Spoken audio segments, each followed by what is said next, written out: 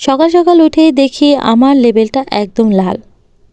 Sorry, আমার label না, আমার ওয়াটার ফিল্টারের রেগুলেটর লেবেলটা লাল হয়ে গেছে। তাই জলদি চলে আসলাম বেস্ট বাইতে এসে সেরেই কিন্তু আমি একটা ফিল্টারের যে ফিল্টারিং মেশিন থাকে সেটা কেনার জন্য কিন্তু এসেছি।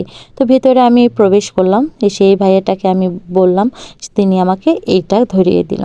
তো যাই হোক, এখানে টাকা পেড করে নিয়ে আমি কিন্তু এখন বাসায় চলে যাব। তো চলুন আজকে কি রান্না করছি। তো এখানে আমি চাপা শুটকি নিয়েছি, সাথে নিয়েছি বেগুনটাকে মাখিয়ে নেব একটু পর। আর এইদিকে নিয়েছি কিন্তু আমি এই যে মুরগির ঠ্যাং। কার কার পছন্দ এই মুরগির ঠ্যাং। তো যাই হোক, এই যে দেখুন আমার ভর্তা হয়ে গেছে, বেগুন ভাজি হয়ে গেছে, কতটা লোভনীয় তাই না। আর এদিকে কিন্তু আমার মুরগির ঠ্যাং, গিলা, কলিজা এগুলো মিক্সিং।